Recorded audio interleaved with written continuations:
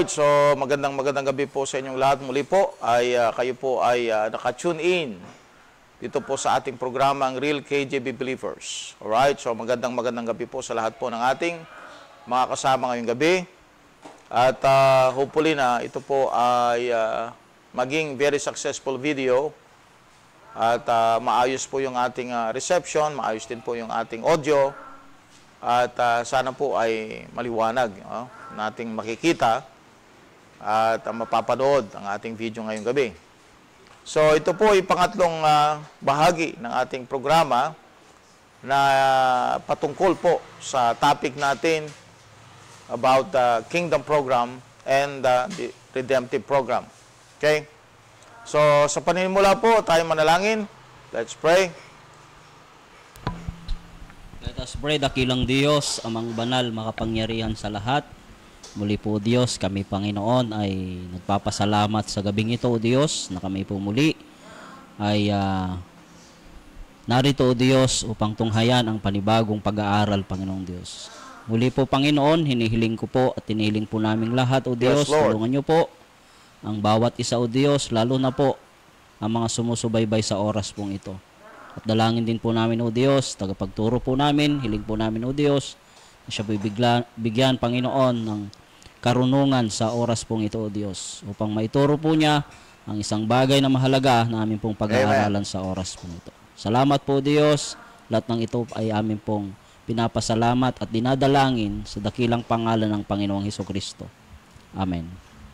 Amen. So we're going to study the connection of the redemptive program with the kingdom program of God. Alright? So, nung nakaraan pong gabi, pinag-aralan natin ang kingdom of heaven is the physical kingdom, while the kingdom of God is the spiritual kingdom.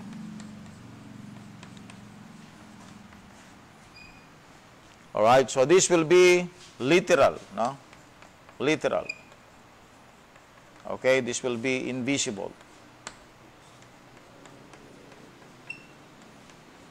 Alright? So, ang involved dito sa spiritual kingdom are the spirit beings. Samang Diyos.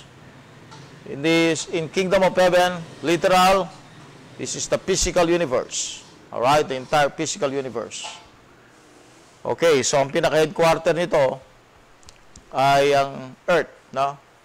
Ito magiging headquarter nitong kingdom of heaven, kingdom of God. So, ang pinaka-headquarter will be earth. So, kailan mangyayari yon? That will be in the future. Alright? So, here, sa panahon ng millennium, alright, the kingdom of God will be about righteousness.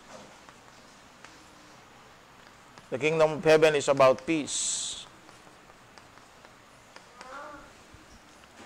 Peace on earth.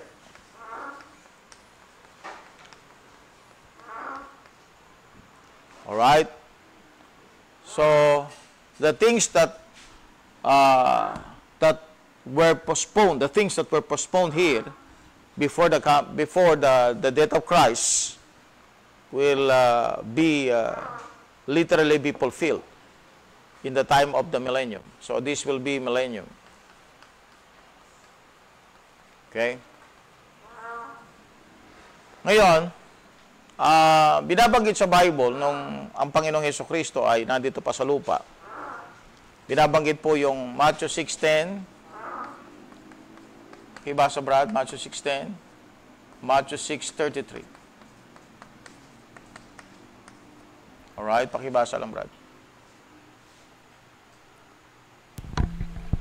Matthew chapter 6 verse 10, the Bible said, Thy kingdom come, thy will be done in earth as it is in heaven. Alright, thy kingdom come. So, kailan yon? Thy kingdom come. Kailan mangyayari yung kingdom? Darating sa mundo. Okay? Ang binabagit na kingdom dyan is the millennial kingdom. Sa panahong ito, right, we have only kingdom of God. Right? That is in Romans 14:17. Okay? So we have the kingdom of God in our time, but we don't have the kingdom of heaven. So dito sa redemptive program ng Diyos, okay, ang purpose ng kingdom of God is to bring righteousness. Saan? Sa mga individual believers. Alright? So ang dealing ng Diyos dito is individual believers. Alright? So anong ibibigay niya? Righteousness. Okay, righteousness. So sa lahat ng saved individual believers are part of the kingdom of God because they have righteousness. Okay? But this is inside. Inside. The difference of the righteousness in the time of the kingdom of heaven, kingdom of God, in the time of Christ's second coming, in the millennium, is that you can see righteousness. You can see, you can feel, all right? So this is outside. Outside. The entire earth, you're going to see righteousness. Okay? But here, it is inside. You cannot see it. Okay? Pakibasa lang, Brad, Luke 17:21. Romans 14:17.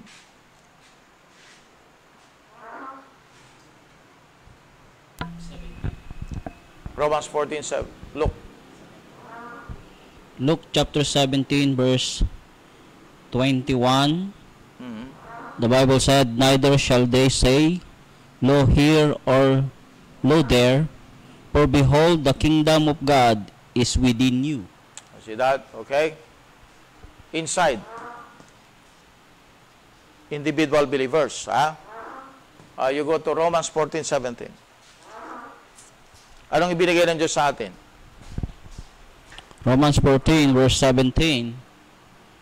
The Bible said, for the kingdom of God is not meat and drink, but righteousness and peace and joy in the Holy Ghost. Oh, nasa ang Holy Ghost? Nasa atin, right?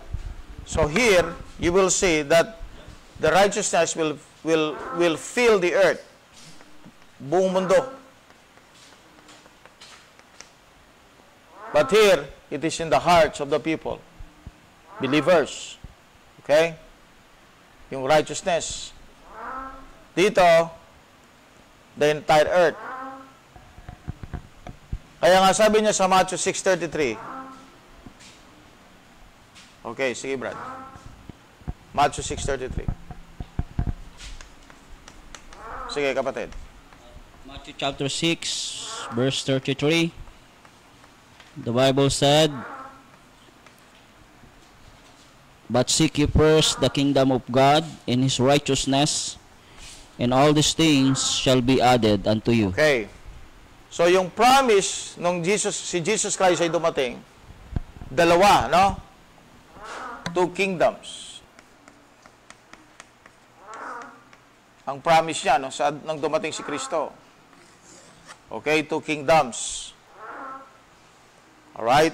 Para makapasok sila doon sa physical kingdom, ang una na dapat meron sila is what? The spiritual kingdom. And how can they have the spiritual kingdom? It is through Jesus Christ. Alright? Kaya nga sabi niya, seek ye first. Anong una? Ito yung first. The kingdom of God and His righteousness. Okay? And all these things. Alright, sa millennium yon. Kaya yung kalahati ng Matthew 6:33, yung half ng Matthew 6:33, okay? Righteousness first, and then the next is what? All these things. All these things. Yung kalahati. So, kailan yung all these things? Ito yun. Kaya ang need mo sa panahon natin ngayon, okay? Ang need mo sa ating panahon ngayon, yung sinasabi ng Philippians 2:4-19, ang need talaga ng tao ngayon is what? Righteousness. Ito yung need niya. Okay? Ito yung need niya sa time natin. So, yung physical need niya will be supplied all, not some. Not some. All. Okay? So, yung promise ng Diyos dito ay hindi physical blessing. Primarily. Alright? Hindi ko naman sinasabing hindi bibigyan ng Diyos ang pangangailangan mo sa physical needs. But the primary need ng tao in this period, sa redemptive period, ito yung redemptive period, no? O redemptive program. Ang primary need ng tao sa time na ito, alright, sa time na ito ng redemptive program, ay righteousness. Kaya ang kailangan ng tao dito si Jesus Christ. The same with the need they have in the time of the first coming, before rejection of Christ, they need righteousness also, which can be found only in Jesus Christ. Sana nga, kung tinanggap nila si Kristo, natanggap nila righteousness ng Diyos. Okay? At the same time, yung physical blessing. Kaya lang, they rejected the righteousness Kaya wala yung all these things. So when they rejected the righteousness, which is Jesus Christ, what happened to Israel? Do they have the physical blessing? Wala. After that, they crucified Jesus Christ. Anong nangyari sa Israel? O, sangkatutak na persecution ang inabot nila. Wala silang physical blessing. Although right now, they are being blessed. Pero yung physical blessing na sinasabi ng Panginoon, dito, mga kapatid, sa first coming ni Christ, ay hindi lang po yung magkaroon sila ng karangyaan, kundi maging king sila. Alright? Maging kingdom. Kaya nga, ang purpose ng Diyos dito sa millennium is the kingdom of Christ. Ma-establish sa lupa. Okay? Kaya nga, siya ay King of Kings and Lord of Lords. So, yung physical blessing ng Israel dito, hindi talaga nila nakuha because they rejected the Messiah. Kaya walang peace sa Israel. Alright? Sa Jerusalem, walang peace. Trouble. Why there is no peace? Because they rejected the Prince of Peace. Yung magdadala ng righteousness sa mundo. Yung magdadala ng peace. Okay? Kaya nga pumasok dito, itong panahon na ito, kingdom program pa ito eh. Kingdom program ito ng Diyos. This is the kingdom program. Okay? Turo ko na lang ito. Kingdom program ng Diyos. Okay? This is the kingdom program. Ano yung kingdom program ng Diyos dyan? Ang kingdom program ng Diyos dyan ay idala yung righteousness first. Kailangan tanggapin muna nila si Jesus Christ. Doon papasok yung all these things. Kaya nga, thy kingdom kami. No? Kaso hindi nangyari yan because yung first hindi nila ginawa.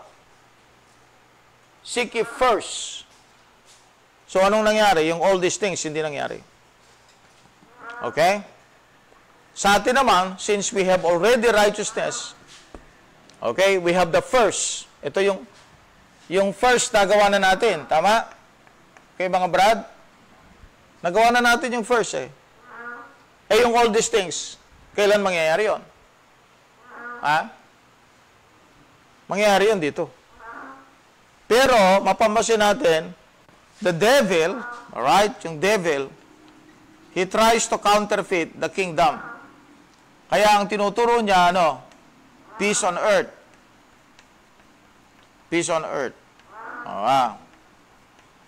At ang magdadala sa peace on earth, dito, yung ino-offer ng devil, ay yung church ng Roman Catholic Church o yung United Nation. So the devil tries to counterfeit the kingdom. Kaya nang dumating siya para magbigay ng kapayapaan. Alright? Which is a false peace. False peace. Kaya pansinin nyo ang pinagdadasal ngayon. World peace, world peace, world peace, world peace, right? Bakit walang world peace? Because false ang world peace. Pinangako ng tao yun eh, pero hindi mangyayari. Because the real peace will happen only pag tinanggap ng tao yung righteousness na offer ni Kristo. Kaya ang peace dito, yung peace dito, individual din. Okay? Peace. Philippians 4, Brad. Verse 6 hanggang verse 9. Individual din ito. Yung peace. Kung individual yung righteousness, pati peace individual. Sa redemptive program, individual. Okay? Yung peace dito, inside. Sige, Brad. Walang worldwide peace sa panahon ng church age. Philippians chapter 4, verse 6 to 9, the Bible said, "Be careful for nothing, but in everything, by prayer and supplication, with thanksgiving, let your requests be made known unto God. And the peace of God, which passeth all understanding, shall keep your hearts and minds through Christ Jesus. Okay, verse Final- 9. Verse 9, those things which ye have both learned and received and heard and seen in me, do, and the God of peace shall be with you. All right. Very good. So let's differentiate itong tatlong part na ito. Let's differentiate. Okay, itong tatlong part na ito. Dito, they should have the peace kung nireceive nila si Kristo bilang Messiah. Kasi ang mauuna muna, receive Jesus Christ first. Alright? Bago dumating yung all these things. Yung all these things na yon kasama yung world peace. Kasi nung dumating si Jesus Christ, dala niya yung peace eh. Dala niya yung peace eh. Yung world peace, dala niya. You go to Luke chapter 2, yung inawit ng mga angels. Yung sinabi ng mga angels. Pakibasa, Brad.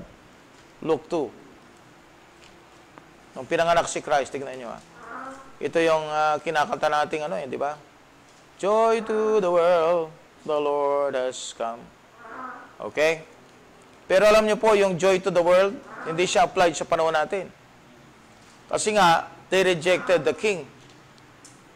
Kaya yung joy to the world, hindi mangyayari yung joy to the world. Kanta lang yon, pero wala siyang reality.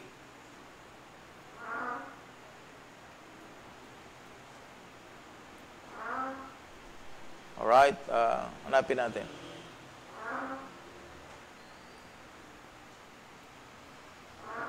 Luke chapter 2 yun.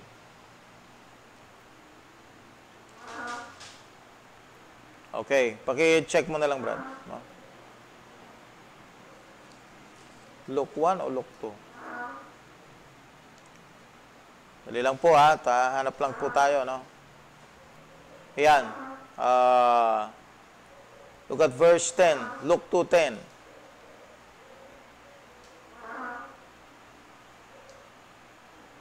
Luke chapter 2 verse 10, and the angel said unto them, fear not, for behold, I bring you good tidings of great joy, which shall be to all people. Yan, okay? So, yan ang mga nagsalitang angel. Look at verse 14. Verse 14, glory to God in the highest, Yan. and on earth peace, good will toward men. Alright, supposed to be peace on earth ito. Peace on earth. Bakit peace on earth? Supposed to be peace on earth dito, sa first coming. Okay? Peace on earth. Saan nakakunik yung peace on earth? Dito sa kingdom of heaven. Peace on earth. Kaya lang, hindi dumating yung peace on earth. Bakit? Sinabi lang ng angels yan. Pinoclaim. Pero hindi nangyari. Kaya pag kumanta ka ng joy to the world, hindi talaga mangyayari yung joy to the world. Wala talagang mangyayaring joy to the world. Wala talagang mangyayaring sinabi dito, glory to God in the highest, and on earth, peace. Walang peace talaga mangyayari. Bakit? Because supposed to be, darating talaga yung kingdom. Kaya nga sabi ni John the Baptist, nagbaptize kay Jesus Christ, at pinagtatalunan naman ngayon kung baptist si Kristo, malayo yun, mga kapatid, sa katotohanan, Kasi nung dumating si Kristo, siya yung magse-set up ng kingdom. Hindi siya magtatayo ng church. Si John the Baptist, hindi rin siya mag-organize ng church. Ano siya? Siya yung herald ng Messiah. Bakit darating yung Messiah? Yung anointed. Okay, naalala niyo yung tinuro ko sa inyong anointed? Yung Messiah, yung Kristo. Bakit siya darating? Because He's going to bring peace on earth. Ano yung peace on earth na yon? Hindi yon church. Ano yon? Kingdom yon. Kaharian. Okay? Kaya ko tinuturo ito para maalis na yung katuruan na si Kristo ay Baptist. Alisin nyo na yon. Wala sa katotohanan yun, mga kapatid. Okay? Yung peace on earth, ang reason kung bakit darating si Christ. Bakit? He's going to set up the kingdom. The physical, literal, visible kingdom. Peace on earth. Okay? Magdadala siya ng righteousness sa tao because the world is wicked. The heart of man is wicked. Edi, anong kailangan ng mundo? Righteousness. And that is the purpose of the kingdom of God. But they have to receive Jesus Christ first. Kaya nga righteousness muna eh. Kaya nga merong baptism ng water, repentance, sapagkat ang tatanggapin muna nila, righteousness. Okay? Hindi pwedeng si Kristo tanggapin nila as king nang hindi nila babaguhin muna ang buhay nila. Otherwise, gagamitin lang nila si Kristo kalaban ng mga Gentiles. Pero hindi magbabago ang Israel. Masama pa rin siya. Gusto ng Diyos magbago ang Israel muna. Kaya mag-repent muna sila. Kaya kailangan mo nilang tanggapin si Jesus Christ. Okay? But what happened? They rejected Jesus Christ. Kaya yung all these things, yung peace on earth, na dapat dito mangyari sa first coming niya, yung thy kingdom come. Okay? At yung sinasabi sa Matthew 6:33, all these things, supposed to be, mangyayari na yan eh. But what they did, they rejected the kingdom. Anong patunay? Binasa natin, di ba? Sabi ni, I think it was Pontius Pilate that said that, behold your king. Sabi na, we don't have no king, we have no king, but Caesar.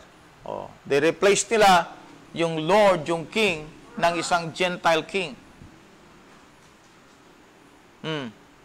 So what happened? Okay? Itong bagay na ito, dito mangyayari. Alright? Ito by force na. By force na yung pagdating ni Christ. By force. He's going to destroy the counterfeit kingdom, the false beliefs, into a reality. A true kingdom that will be ruled by Jesus Christ. Alright? Kaya nga lahat ng prophecy in the old time, Old Testament prophecies,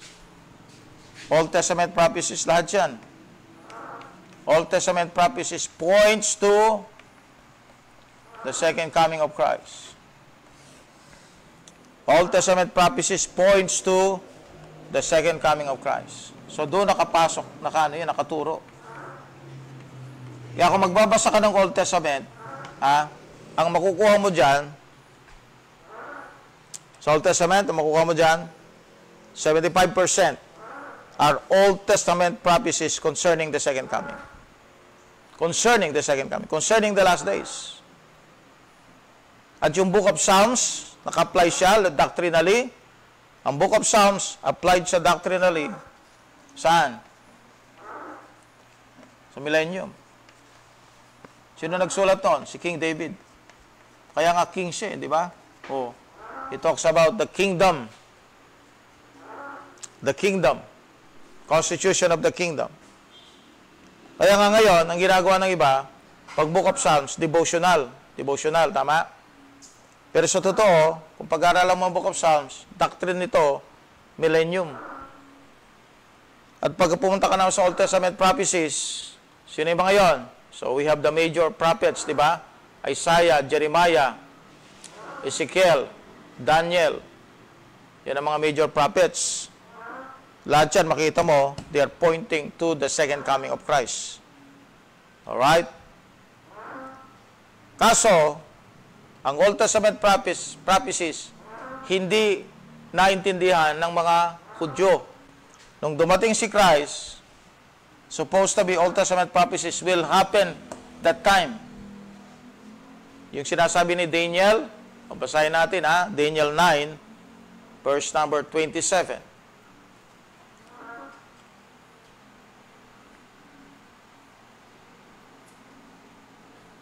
Oh.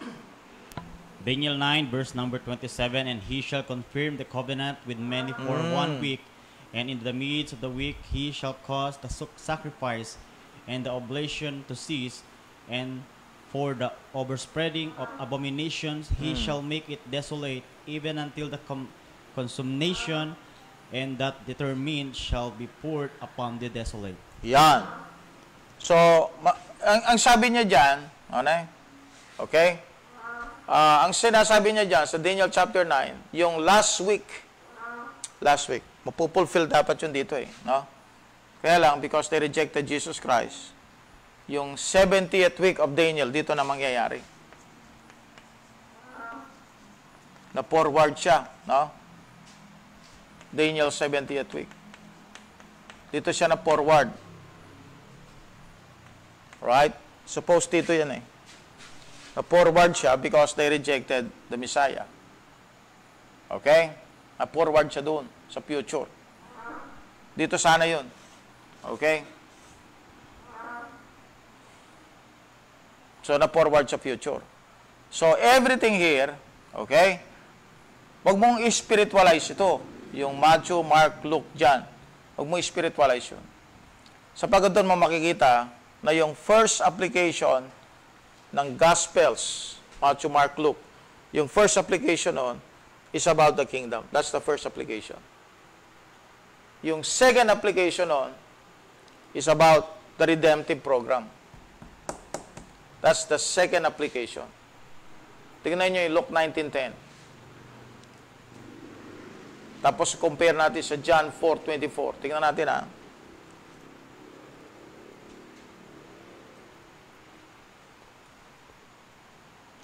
Sige, Brad.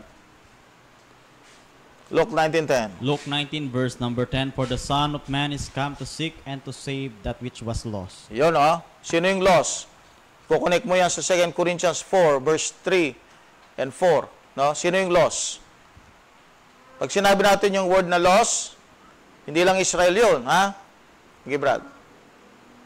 2 Corinthians chapter 4 verse number 3 to 4, the Bible says, but if our gospel be hid, it is hid to them that are lost. See that? Sino yung lost? Verse number 4, in whom the God of this world hath blinded the minds of them which believe not, lest the light of the glorious gospel of Christ, who is the image of God, should shine unto them. Oh, yung mga lost, yung mga unbeliever. Yung lost, yung mga taong papunta sa impyerno. They are lost. Alright? Sinulat yun sa Luke. Ang program sana ng Luke, Matthew, Mark, Luke, John, ang program sana, kingdom. Pero meron pa siyang isang program. Tama? Ano yon? This one. The redemptive program. Diyan nagkamali ang mga hyper dispensationalist, no? Ang ginawa nila, kinulong lang nila sa kingdom program ang Matthew, Mark, Luke, yan dyan. Kinulong lang nila sa program ng kingdom. Hindi nila nakita yung isang application, the dual application of the gospel. Hindi nila nakita yon, mga hyper dispensationalist, no? Hindi nila nakita yung dual application. Tingnan nyo sa John 4:24. Basa. Kaya kailangan manood po muna kayo sa Real KJB. Amen? Bago kayo tumakbo doon sa mga hyperacidity. Okay? Sige. John 4 verse number 24, God is a spirit, and they that worship Him must worship Him in spirit and in truth. Alright. O, sinabi niya yan, ha? Tingnan niyo yung salvation. Sabi niya, verse, salvation come to the Jews, sabi niya. Okay, Brad. Okay. Verse number 22, ye Yeah. worship ye, know not what we know, what we worship, for salvation is of the Jews. O, anong salvation na yan? Yun. This one. Set up yung kingdom. Kaya salvation di ba? Binanggit sa Jews. Tingnan mo yung dual application, ha? Pinakikita ko sa inyo dito yung dual application. Pag pumunta ka sa Matthew 10, Brad, kanino sila nagpipreach? Okay.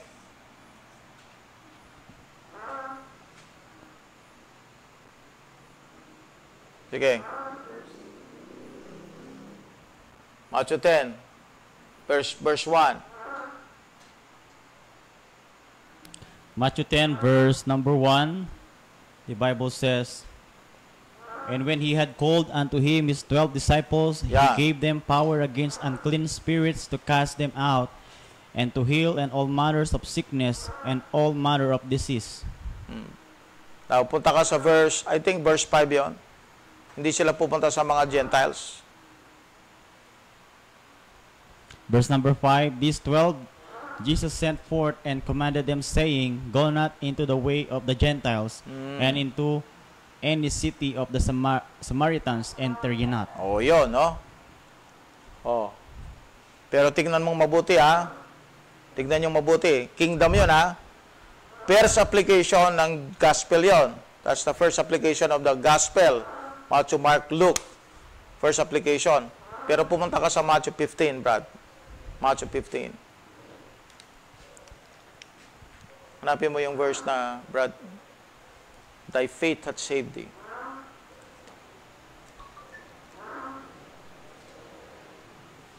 Tama? Matthew 15. Sino yung lumapit kay Jesus Christ yan? Yung babae. Syro-Phoenician woman. Greek, Syro-Phoenician woman. Ha? Gentile yan. Okay? Supposed to be, hindi makikipag-deal si Jesus Christ dyan. Right? Ha? 28. Matthew 15. Matthew 15. 28. Yan. Matthew 15, verse number 28. Then Jesus answered and said unto her, Dito ka muna, Brad, sa 24. verse number 24, But he answered and said, I am not sent but unto the lost sheep of the house of O, Israel. yan. Sinabi niya yan kasi nga yung turo niya sa mga apostol, wag silang pupunta sa mga Gentiles. Kasi nga, salvation is for the Jews. That is the first program. What is the first program? The kingdom program. Okay? Pero hindi niya binanggit, hindi pa niya binabanggit yan, clearly, yung redemptive program. Pero meron yun. Meron yun. Okay? Sa kanyang unang pagdating, meron na yun. Kaya nga binabanggit yung John 1:17, di ba?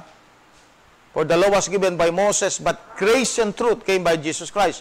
That is the dual application of the Gospels. Alright? Now, tingnan ninyo, ano? Sinagot ba ng Diyos ang panalangin ng babaeng ito? Basahin mo, brad, hanggang 28. Number 25. Oh. Then came she and worshipped him, saying, Lord, help me. But he answered and said, It is not meet to take the children's bread and to cast it to dogs. To the Oh. dogs. Verse number 27, and he said, Truth, Lord, yet the dogs eat the crumbs which fall from their master's table. Verse number 28, Then Jesus answered and said unto her, O woman, great is thy faith, be it unto thee even as thou wilt. And her daughter was made whole from that Oh, very yun. hour. Sinagot ng Diyos yung Gentile. Gentile yun, ha? Pero bakit pumasok yun? Nakita mo yung thy faith hath saved thee? Binanggit niya kay Mary Magdalene. Anong verse? Hanapin mo, Brad, sa thy faith hath saved thee. Alright? So, sinagot ba niya yung babae? Yung Greek Syrophoenician woman. Sinagot niya. Gentile yun, ha? So, ibig sabihin, may dual application. Kaya lang, predominant dito, ang kingdom program. Na ano yun? Kingdom of God, kingdom of heaven. Predominant. So, may redemptive program ang Diyos. Okay? Nung si Kristo ay napako sa krus, nagbukas kayo ng pagkakataon para sa Gentile. Naka-ready na ba yun? Ha? Okay. Sige, Brad, hanapin mo lang. Naka-ready na ba yun? Nang Gentile save ng Diyos? Naka-ready na yun. Diba sa Old Testament prophecies patungkol sa second coming? Yes. Pero meron nang naka-ready para sa Gentiles. Para save sila. Oh, Isaiah 53:6. Kanino binabanggit yan? Hindi lang para sa mga Gentile yan. Crucifixion yan eh.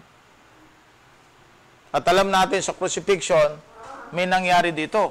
Diba? Yung New Testament, nangyari dyan, yung shedding of blood.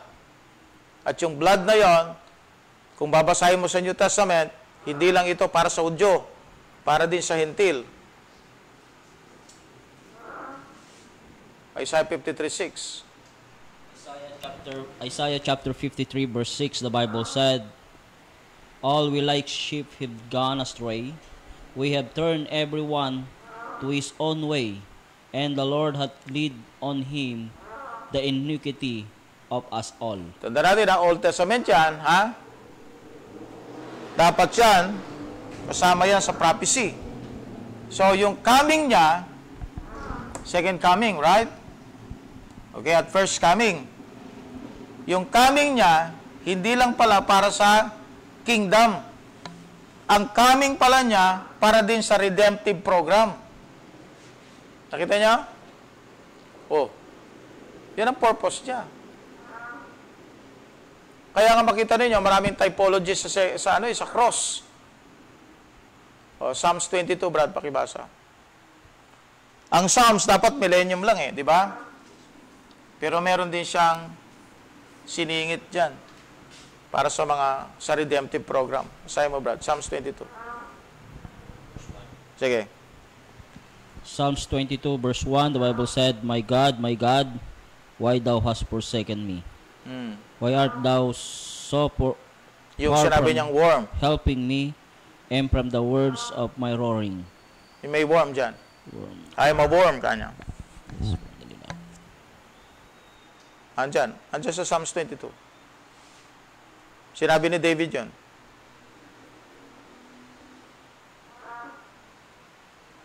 Okay. So, yeah, he speaks here. He speaks about 22 verse 6. crucifixion. 22 verse 6, the Bible said, but I am a worm, and no man, a reproach of men, and despise of the people. O yun, yung worm na yun, si Kristo yun. Right? So, sa Old Testament pa lang, nandun na yung plano ng Diyos para i-save ang Gentile. Pero ang unang program, kingdom program. Inoffer yon sa Hudyo. Pero hindi mo pwedeng sabihin na yung Matthew, Mark, Luke, and John, kingdom program lang siya na Israel. Hindi pwede. Hindi pwede. Kasi maraming verse sa Book of John ng salvation ay para sa lahat. Example, John 3:16. Diba? John 1:9. Sino ba si Kristo? The light of the world. Tama? Pagdating mo sa Gospels, alright, isa sa maliwanag na aklat, yung Book of John, ng pagdating ni Christ, ay hindi lang para sa Hintil, ay para sa Hudyo, para din sa Hintil. Kasi nga, yung death niya, nang siya namatay sa cross, yung sinabi niyang it is finished, hindi naman it is finished for the Jew yun Kasi yun ay, may dudugtong mo yan sa Hebrews chapter 10, verse 10. Yung Hebrews 10, verse 10, yung body niya, di ba? Na-sanctified tayo sa body ni Kristo, napako sa krus. Di ba? Pagpunta sa Colossians 2:14, applied din yun sa atin, yung crucifixion. Di ba? Kung babasahin natin yung Colossians 2:14 hanggang 17, lahat yun, applied yun sa atin bilang mga hentil. Pagdating mo sa Ephesians 2:16, yung cross, hindi lang yan para sa Gentile, para sa lahat. So, sinabi na sa Old Testament yung crucifixion ibig sabihin, ang application pala ang Matthew, Mark, Luke, and John ay meron siyang dual application. Pero primarily, as I've told you, primarily ito ay para sa kingdom program. Pero, dahil meron siyang knowledge ang Diyos na merong point na i-reject siya ng tao, He gave also another provision underway, Nung binigay niya yung kingdom of God, kingdom of heaven, proposed para sa Gentile, pinrepair din niya ang isang program. Ano yon? That is the redemption of the world through Christ. The redemptive program. Okay, so naunawaan nyo ngayon ang purpose ng Matthew, Mark, Luke, and John. Okay? Primarily para sa kingdom program. Okay? Nung nireject nila si Christ, bumukas ngayon yung redemptive program, pero under siya ng spiritual program. Ano yung spiritual program na yun? Yung kingdom program. Kasi nga, walang peace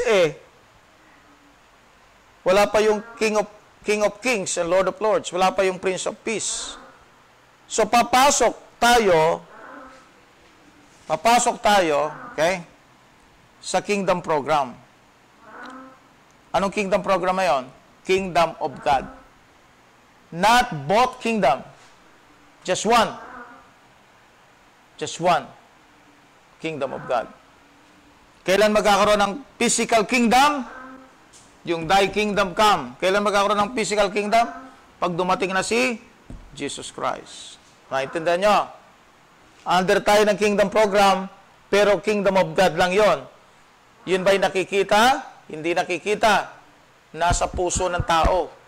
Law there, law here. Sabi niya, huwag kayong maniwala doon. Sapagkat ang kingdom ay wala sa meat. Walang physical, ang kingdom of God. You cannot see the kingdom of God right now. You cannot see it. Invisible yan. Kaya pag sinabing ang church, siya yung kingdom of God, oh, nako, malaking kabaliwan yan. Kasi nga, physical yun. Anything physical is not part of the kingdom of God. Tanda natin. Alright. Kaya lang nakikita mo siya, the effect of the kingdom of God, the power of the kingdom of God, the effect. Ano nakikita mo? Yung pagbabago ng buhay ng tao. Yan na nakikita mo. Yung na-establish ng mga local churches, yan na nakikita mo. In effect of the power of the kingdom of God. But you cannot see it. The entire spiritual yan eh. Alright? Kaya yung nangyari nung panahon ng reformers, nagkaroon ng mga bloodshed, yung war, 100 years war, religious war. Because they have the idea na ang kingdom is by force. No? Dadali nila by force. Knowledge siya ng Roman Catholic Church, knowledge din yung mga reformers. Kaya nagkaroon ng bloodshed. Hindi nila nakita yung warfare natin, spiritual. Not flesh and blood. Eh kaso, dumating na doon sa point na nagko-conquer na sila ng lupain. Physical na yun eh.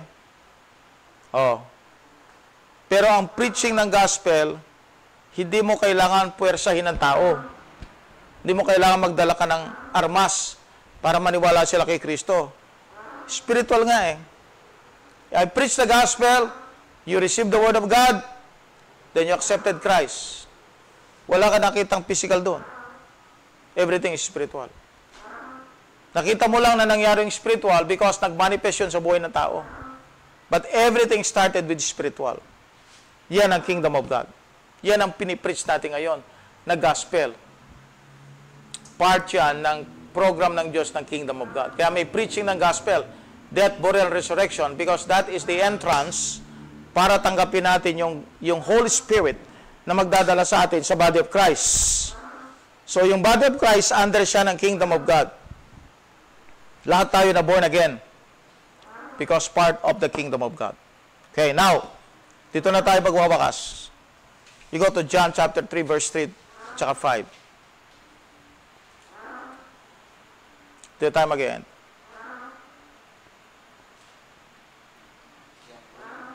Yeah.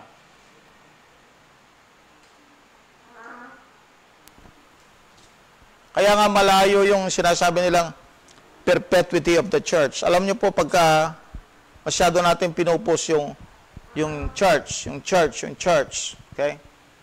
Para na rin tayong Roman Catholic niyan.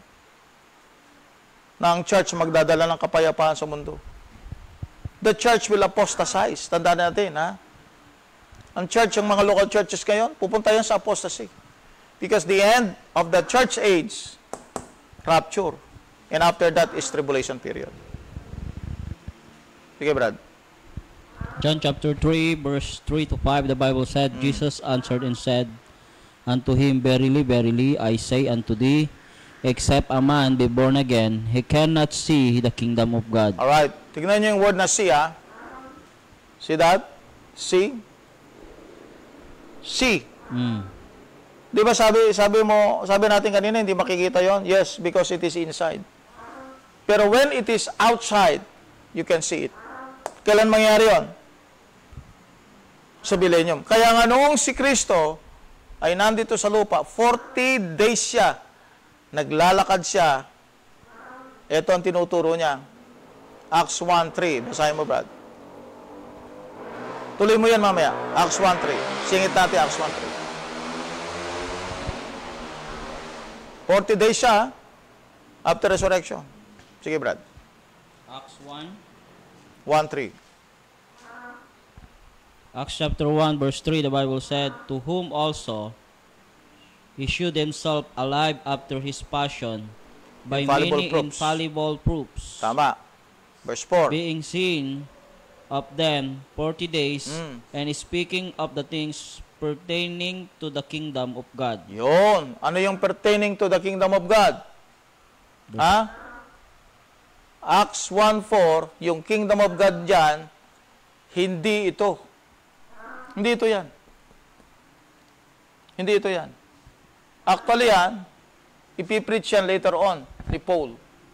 Pero nung si Jesus Christ, 40 days siyang nandito, yung pertaining to the kingdom of God, because in Acts 1, up to Acts 1:7, ino-offer pa yung physical at saka spiritual kingdom, yung kingdom of God, kingdom of heaven.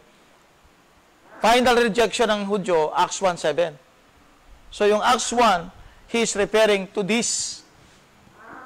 Yung word na see.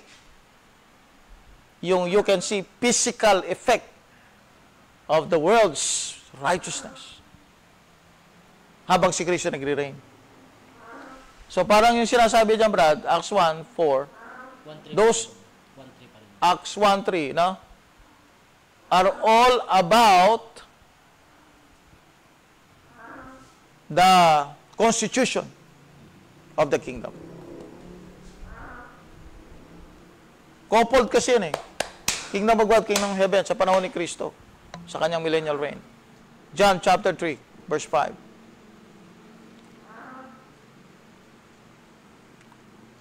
John chapter 3 verse 5, Jesus answered, verily, verily, I say unto thee, except a man be born of water and of the Spirit, he cannot enter into the kingdom of God. Oh, yun. Enter na, no? May entrance na. Papasok ka na. Okay? So, new birth, alright, dito. Dito yung new birth eh. Diba? Dito tinuro yung new birth. Dito yun. Ang new birth, dito siya tinuro. Sa panahon na ito. Okay? Ang new birth. Binanggitin niya sa panahon ni Christ. Yung new birth. Ito. Dito sa panahon ito. So it means that new birth is the key, no? Sa panahon ito, sinabi na yung John chapter 3. Pero talaga nangyari yan dito na. Okay? Hindi na naganap sa panahon ni Jesus Christ nung siya nabubuhay. Hindi nangyari yun. Walang new birth dito eh. Binanggit lang niya yun. Okay? Binanggit lang yun. Pero hindi sila nagkaroon ng new birth. Because ang new birth, alam niyo po kung bakit magkakaroon ng new birth? Karoon ng new birth. Ang new birth po is spiritual birth. Spiritual. The Holy Spirit will go to your life. It will dwell to your life. Right? Magkakaroon ng connection ng Holy Spirit at saka yung spirit mo. Kaya lang dead nga yung spirit mo eh. So once ito ay nagkaroon ng connection, that is the new birth. Kaya habang sinasabi ni Kristo ito, dual application yung John chapter 3, verse 3 to 5. Okay? Okay niya? Sinasabi niya at the time na hindi pa siya namamatay sa cross. Pero ba't sinasabi niya yon? Okay? Sinasabi niya yon kasi dual ang application nun eh. Anong application ng new birth?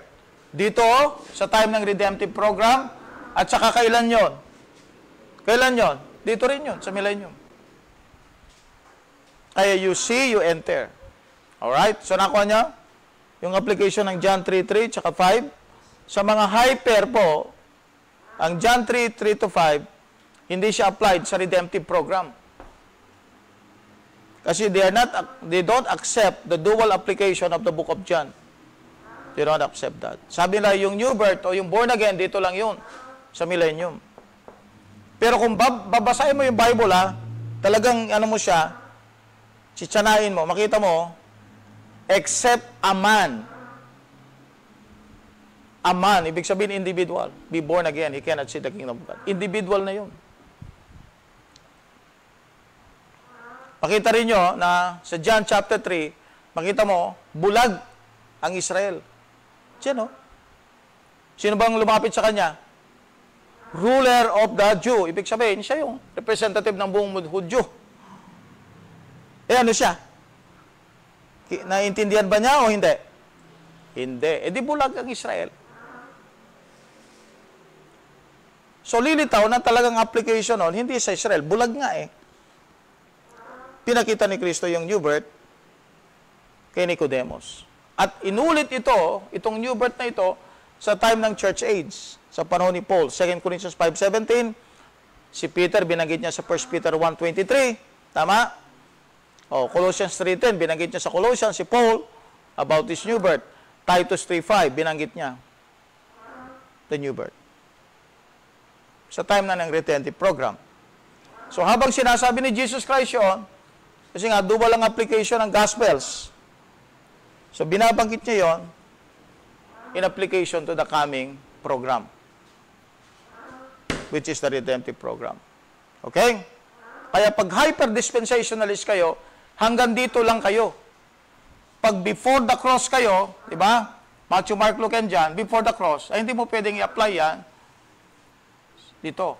Pero, merong mga verse na nagsasabing, ito ay applied sa church sa redemptive program because the two purpose of Christ coming is to save the Jew and bring them the kingdom of God, kingdom of heaven, and also what? The Gentiles, if they rejected Christ. Tama? Nakaready na yun. Nakaready na yung programa na yun. Kaya nga, John 1:12 but as many as receive Him. O saan nang galing yung verse, yung word na but? Punta ka sa verse 11. Nanggaling yon sa rejection ng Israel. Pagdating mo sa 12, pumunta na ang Panginoon sa lahat na ng tao. Tapos sa verse 13, binanggit na yung new birth. Di dual ang application ng mga Gospels. Right? Luke 19:10, di ba? For the Son of Man is come to seek and to save that which was lost. Kanina ba yon? Sa buong mundo yon. See? Yung Mark chapter 16, basahin mo, Brad. Verse 15 and 16. Tignan nyo, yung dual application. Tsaka Matthew 28, verse 19 and 20. Tignan nyo yung baptism program. Baptism program. Yung baptism na yan, apostolic yan. Pero meron ka makikita dyan, Brad, na sinabi niya. Sige. Mark 16:15. Mark chapter 16, verse 15, the Bible said, and He said unto them, Go ye into all the world, and preach the gospel to every creature. Alright. See that? Okay. Nakatago yung word na gospel. Gospel lang siya eh. Hindi siya binanggit na gospel of the kingdom, di ba? Basta ginamit lang siya gospel. Pero dual yan ang application na yan. Dual yan. Dual. Bakit? Ang gospel dyan, alright? Actually, makita nyo yung gospel na yan. Apostolic yung susunod, di ba? Na signs. Okay?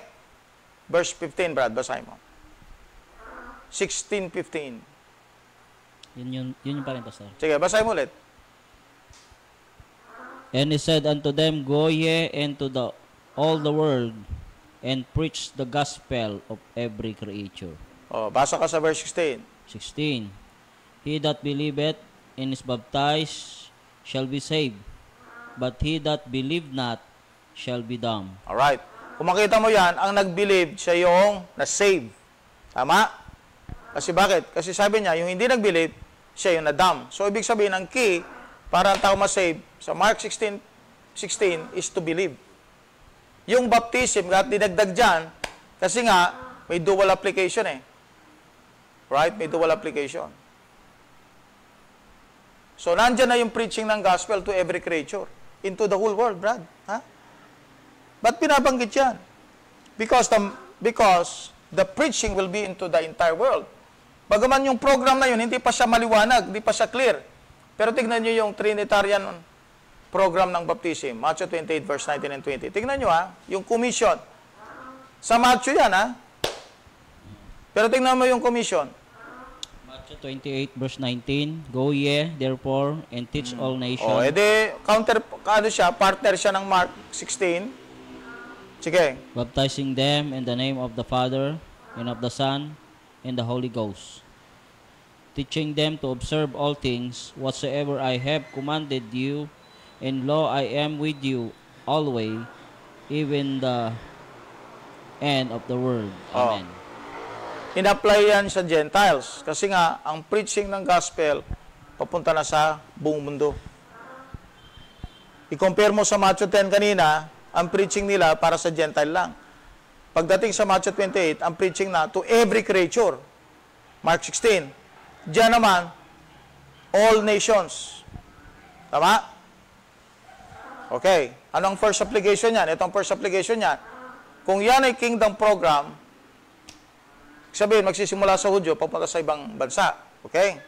Kung yan ay kingdom program. Kaya nga, dual nga yan Kung yan ay gospel natin sa ating panahon, okay? Yan ay program sa salvation ng mga Gentiles.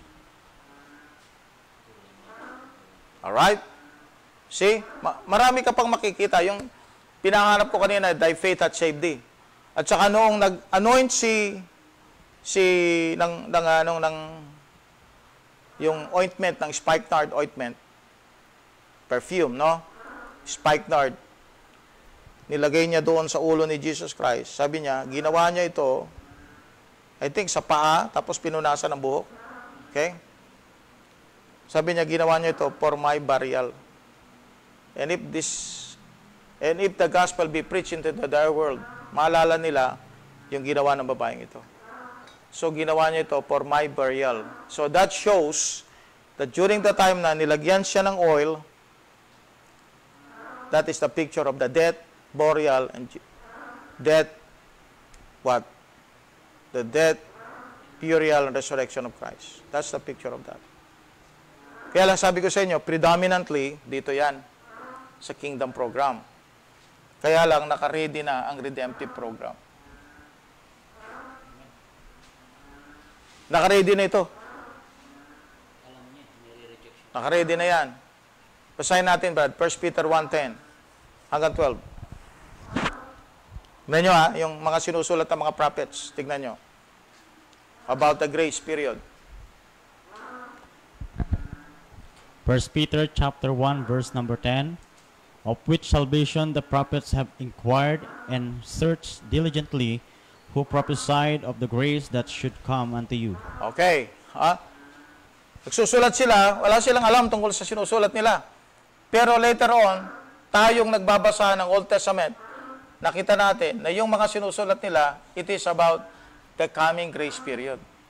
Just like what I showed you in Isaiah 53. Verse 11. Yeah. Verse number 11, searching what manner of time the Spirit of Christ which was in them did signify, when I testify beforehand the sufferings of Christ and the glory that should follow. There you go. Saan yun? Dito yun. Dito yun. Suffering, resurrection. Resurrection, ascension. Dito yun. Dito yun. Portion na yun. That's part of the redemptive program. Binanggit ng Old Testament prophets.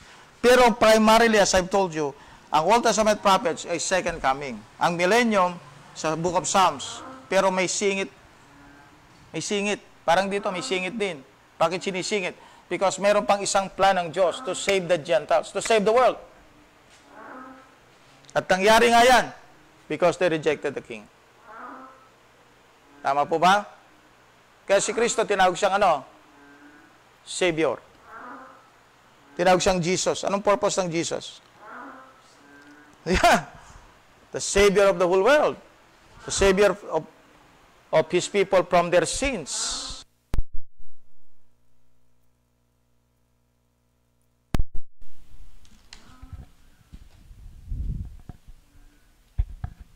O bakit siya tinawag na King? Bakit siya tinawag na King? Para sa Hudyo. para sa kingdom program. Bakit siya tinawag na Savior? Para sa redemptive program.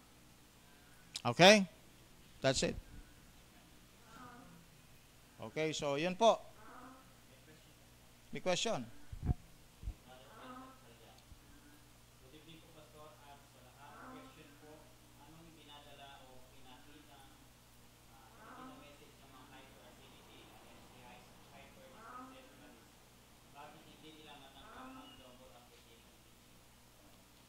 Because gusto nila ikulong ang mga books. Kasi hindi nga right division of the word of truth eh. Rightly dividing the Bible. Kasi nga, pag dispensation ka, parang clear cut yun eh. Clear cut. Ito, dispensation ng kingdom. Ito, dispensation ng grace. Ito, dispensation ng tribulation period. Ito, dispensation ng millennium.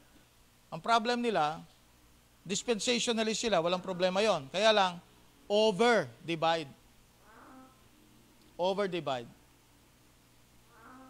Kaya inignore nila yung mga verses that will apply to the redemptive program of Christ. Over-divide nga eh. Kaya kinulong na nila. Kaya yung John, hindi po pwedeng i-apply sa panahon natin. Kaya nga, they over-divide it. Because ang nakikita lang nila, oh, that's before the cross. That's kingdom program. Wala pa si Paul. Wala pa si Pablo na magdadala ng body of Christ. Wala pa si Pablo magdadala ng grace period. Oh. Pero, ang grace period, si Paul, yung body of Christ, part siya ng kingdom program. Tama? Part siya ng redemptive program. Tanda natin, God has a plan for the salvation of the Gentiles.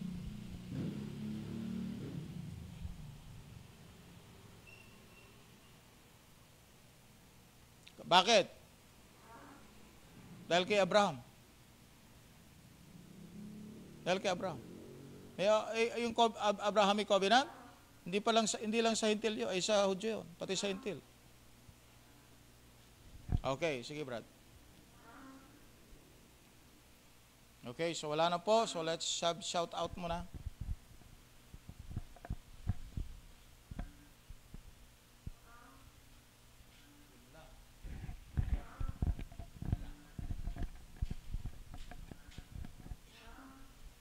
Okay, shout out po sa lahat ng sumubaybay sa oras pong ito. Shout out to Sister Loche Beronyo, Pastor Jason Pasagoy Rinaldo, amen.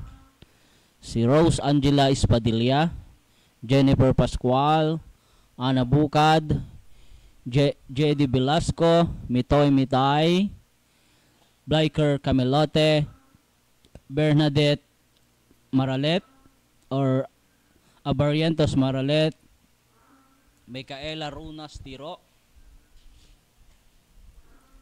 at si Enisa Jomar Orseni, Marites Pascua, at Ramon Candelaria. At maging po si Pastor Jason Jinko, si Yan Constantino, Brother Nolan Maroto, Brother Chester De Vera, Sister Jam Jam, Pastor Rose Pangilinan, amen. So, si Brother Francis Betente, Pastor Fernan Mendoza, Jordan Lloyd Pilaire, Shaina Ibe, Ana Hermosa Alderete, JMD Joy Del Pilar, at maging po si Lucette Ramirez Pangilinan, Karen Mirana Spin, si Jose Pino Paran, Emmanuel Felfardelio Traya, si Sophia EA, si X Tarake, at maging po si Alfredo Velasco Candasa. Amen. At sa lahat po na nasa comment section, shout out po sa inyong lahat.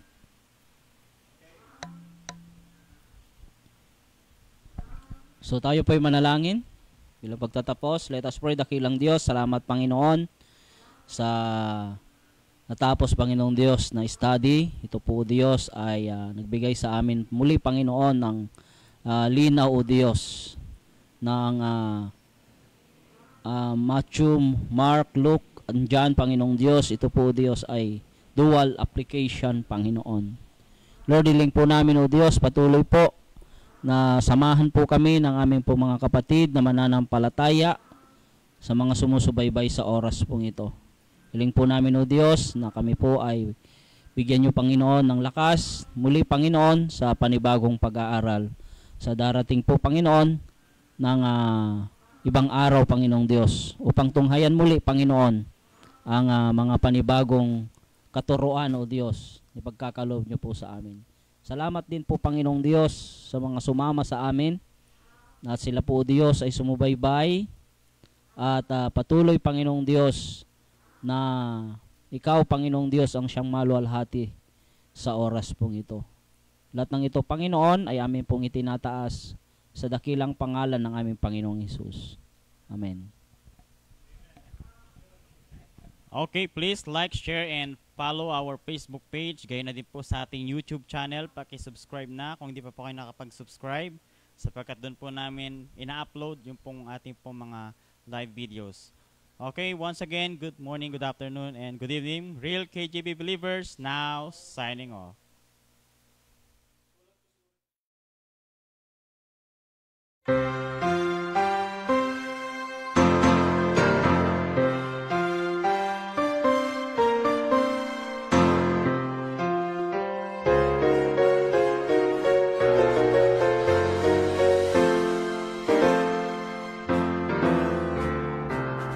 The Bible says,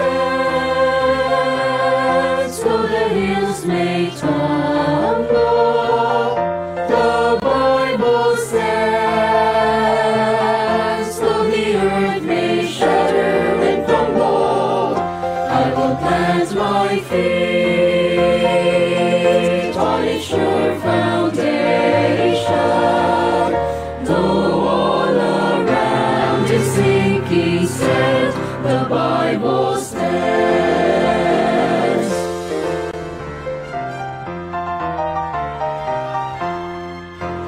Like a mighty rock undaunted, be the raging storms of time. The Bible stands eternal, and it glows with the light sublime. Like a mountain high it towers, far above the works of man. It has never been refuted, forever it shall stand. The Bible says, though the hills may tumble, the Bible says, so the earth may shatter and crumble, I will plant my feet on its sure foundation, though all around is sinking sand, the Bible stands.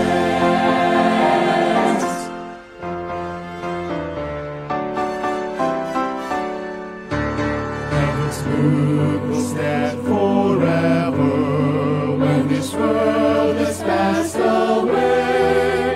The lips of God have spoken, every word